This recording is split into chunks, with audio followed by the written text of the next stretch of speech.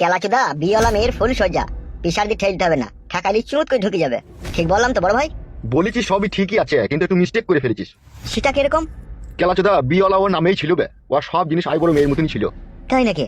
তাহলে ফালতু ফুটু ওরা যে ওকে বিয়ে করেছিল তাহলে কি ওরা দেখতে আর ঘুমিয়ে গেত নাকি? কেলাচোদা ওই ফালতু ওই ফুট্টু ওরা মারবে গুইতো, ওরা কি বালের পুরুষ বে? পুরুষ তো আমি বে। নারীর কাছে শুলি সে শুধু পুরুষ হয়ে যায় না, বইয়ের কাছে পুরুষের জাগ্রত দেখাইতে গেলে পারে ওই ফুট্টু ফালতুতে জানা আছে কি করতে হবে কি না করতে হবে, সেটা আমার জানা আছে বে। আপনার তো জানা থাকবেই, আপনি হচ্ছেন এমএলএ। আপনি বিয়েওয়ালা আই বড় বিধবা কিছুই মানেন না, তা আপনি জানবেন না তা কে জানবে? আমি জানবো? তুই আমাকে রীতিমতো অপমান করছিস। আপনাকে কি অপমান করবো বড় ভাই? যেটা সত্যি সেটাই বললাম। কেলাচোদা নারীরা যে আমার কাছে আসে এটা আমার ভাগ্য বে, এটা আমি খারাপ লই, বুঝলি? হ্যাঁ সে তো বুঝছি। তাহলে উল্টো পাল্টা ভাবলে হবে বল?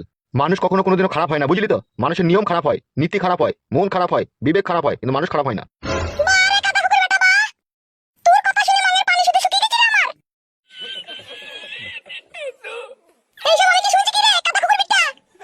কি শুনছো নারকেল বেগম তুমি? আমি নাকি শুনছি তুই নাকি ঢেমনি করছিস? কে বললো কে তোমাকে আমি ঢেমনি করছি? সব আমার কাছে খবর আছে, ওই ফালতু নাকি বলছি ওর বউয়ের সাথে শুনছি নাকি তুমি নাকি প্রেম ভালোবাসা করছো।